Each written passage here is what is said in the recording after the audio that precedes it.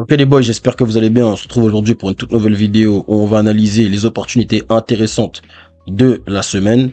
Donc les gars, c'est une semaine voilà qui est assez dangereuse parce que voilà, c'est la NFP, donc la non-farm payroll. Donc en général, c'est tous les premiers vendredis du mois. Donc en général, ce que le marché fait, c'est qu'il est assez calme en début de semaine et après voilà, comme il y a la grosse annonce économique et comme justement les acteurs du trading justement attendent justement cette annonce économique afin de nous donner voilà une direction claire du marché. Eh ben, on a justement un mouvement qui est très violent en général le vendredi. C'est pas obligatoire, mais c'est ce qu'on retrouve en général. Donc les gars, ce qu'on va faire, c'est qu'on va analyser, on va regarder quand même, on va s'exposer doucement avec un risque qui sera modéré, mais on va regarder justement ce qui est hyper intéressant pour cette semaine. Donc moi les gars, ce qui est hyper intéressant, moi j'ai deux opportunités en vue, USD JPY et GBP JPY à la vente. Donc c'est voilà deux scénarios que justement je prévois et qu'on va décortiquer directement. Donc les gars, on démarre tout de suite.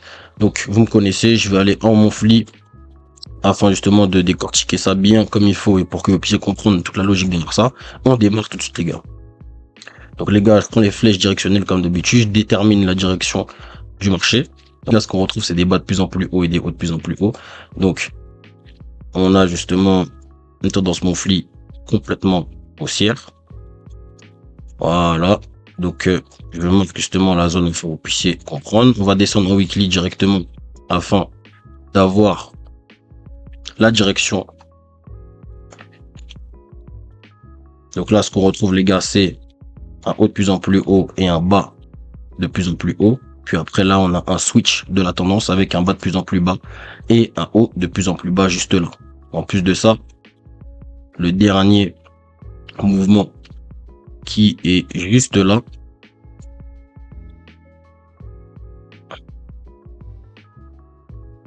nous montre un equal low juste là. En général, sur ces zones là les gars, ce qu'on retrouve, c'est des rebonds. Donc zone hyper dangereuse, equal low. Ce qu'on va faire les gars, c'est qu'on va descendre en time frame afin d'avoir plus de détails et se concentrer sur cette zone là. Qu'est-ce qui se passe juste là c'est ça qui nous intéresse. Donc on va en daily les gars et on regarde justement en daily ce qui se passe. Ce qu'on a justement, c'est des hauts de plus en plus haut, des bas de plus en plus haut juste là, pour ensuite avoir un switch de la tendance, donc des bas de plus en plus bas et des hauts de plus en plus bas. Puis on continue avec des bas de plus en plus bas et des hauts de plus en plus bas. Donc le dernier mouvement justement pour moi qui est intéressant, il est juste là. Donc un mouvement baissier juste là, voilà, qui annonce clairement que la tendance daily est baissière. Ce qu'on fait les gars, c'est qu'on redescend time frame encore afin de décortiquer et de voir plus en détail ce que le prix justement effectue. On va s'intéresser à ce que le prix effectue justement au niveau de cette zone là. Là, ce qu'on repère les gars, c'est qu'on a un haut de plus en plus haut, un bas de plus en plus haut, pour ensuite avoir un switch de la tendance avec un bas de plus en plus bas et un haut de plus en plus bas. Là, on a un bas de plus en plus bas et un haut de plus en plus bas. Et là, on a une grosse cassure justement de la tendance baissière qui voilà s'est créée juste là, mais qui n'est pas confirmée. Pourquoi? Parce qu'on a un haut de plus en plus haut juste là, mais on n'a pas de bas de plus en plus haut confirmé. Donc pour moi, tant qu'on n'a pas de haut de plus en plus haut et de bas de plus en plus haut confirmé, on reste sur une tendance qui est baissière. Pourquoi? Parce que ça peut être une fausse cassure qui est juste là. Ça peut être justement un faux mouvement que le marché justement aime bien faire, c'est-à-dire il a une grosse impulsion juste là pour faire croire aux investisseurs, aux traders, aux acteurs du marché que justement le prix va complètement monter. Mais ce que le prix peut faire, c'est monter justement de manière extrêmement violente pour après continuer et poursuivre sa tendance baissière qui était la direction de base. Donc les gars, en H4 pour moi, on reste baissier tant qu'on n'a pas de confirmation. Donc là, je marque la zone afin que vous puissiez comprendre. Ce qu'on fait les gars, c'est qu'on redescend encore en time frame. Et ce qu'on voit les gars en H1, on va s'intéresser à ce que le prix nous propose juste là les gars. Donc je effectue la théorie de dos. Ce que je vois, c'est des hauts de plus en plus haut, des bas de plus en plus haut. Là on a un chiffre de la tendance avec des bas de plus en plus bas et un haut de plus en plus bas. Et on a un très très bon mouvement de continuation de tendance qui est juste là les gars. Donc c'est vraiment voilà un mouvement que j'apprécie, que j'aime beaucoup. Je vais noter la zone afin que vous puissiez comprendre. Voilà.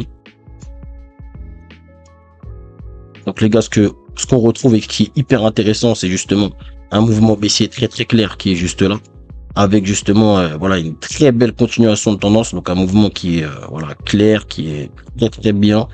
Et ce que moi j'attends justement, c'est un retracement de ce mouvement-là total vers justement mon Fibonacci et vers ma golden zone, comme vous connaissez bien. Donc ce que je fais, c'est que je place mon Fibonacci juste là. Et ce que j'aimerais bien voir justement, c'est voilà, une réaction du prix justement au niveau du 0,5, 0,6 voire 0,7 du Fibo.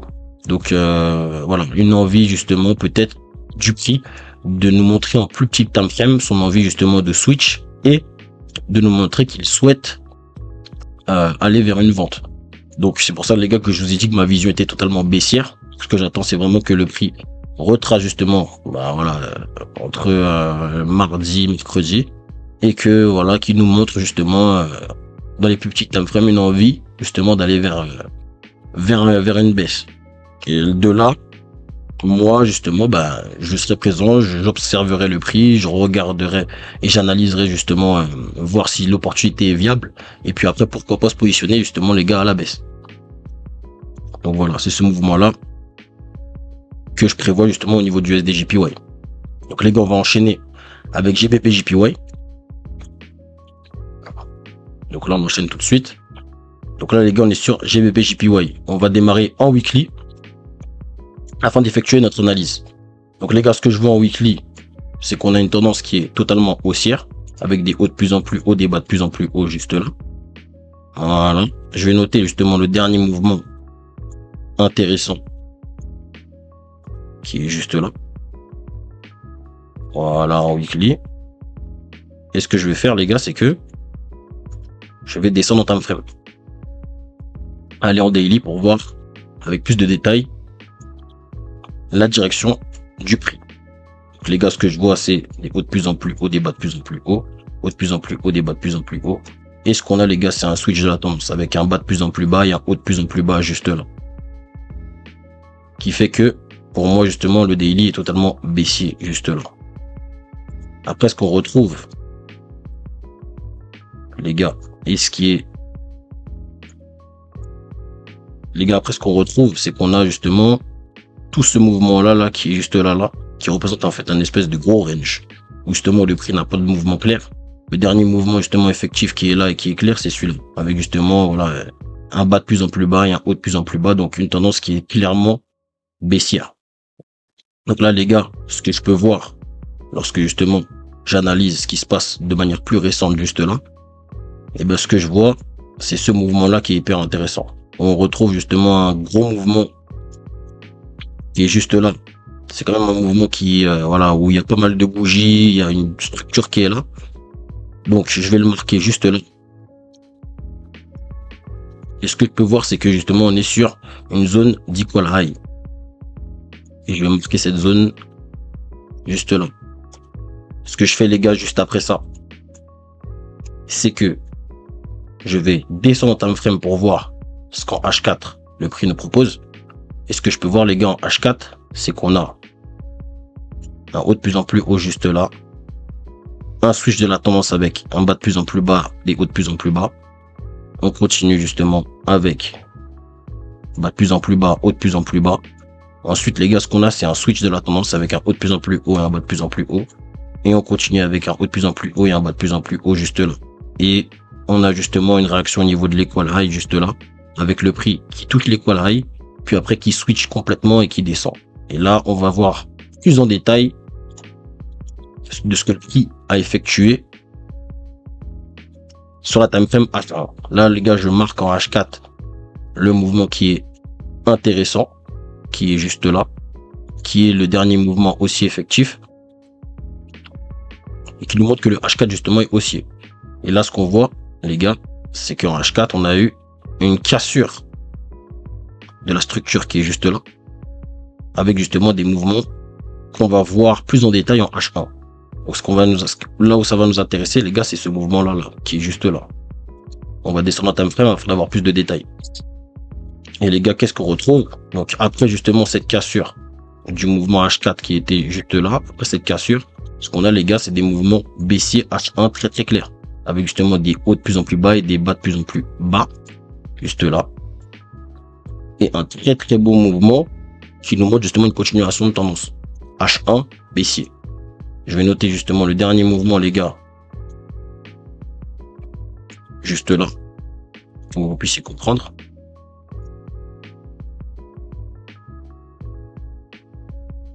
Et là, justement, c'est ça qui est hyper intéressant, c'est que le prix, après avoir cassé justement ce mouvement H4, et en plus de ça, être sur une zone d'equal high, permet justement de comprendre pourquoi justement le prix switch et baisse. On voit qu'en H1, on a une très belle tendance baissière avec une continuation, enfin voilà, avec un très beau mouvement qui nous montre justement une belle continuation de tendance. Donc une cassure juste là, qui fait qu'il n'y a pas de d'équal high juste là. Donc vraiment une cassure qui nous montre que le prix potentiellement pourrait continuer sa tendance baissière qu'il a entamée.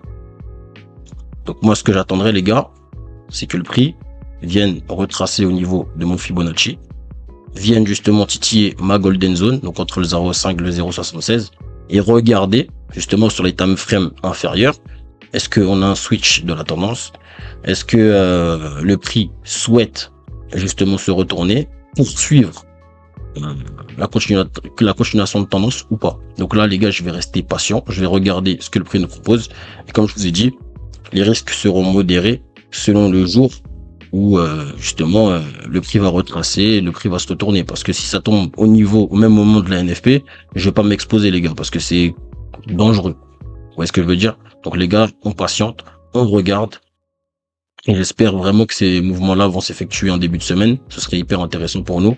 Comme ça nous permet de rester safe pour voilà la NFP et de pas s'exposer. Donc les gars, j'espère que l'analyse des deux opportunités qui sont présentes justement lundi vous ont plu. Vous n'hésitez pas à me faire part justement de vos analyses, de votre vision sur le marché pour cette semaine. Qu'est-ce que vous prévoyez comme setup? Et puis j'espère que ça vous a plu les gars. On se retrouve pour une toute nouvelle vidéo. Likez, commentez, abonnez-vous. Et puis let's go les gars.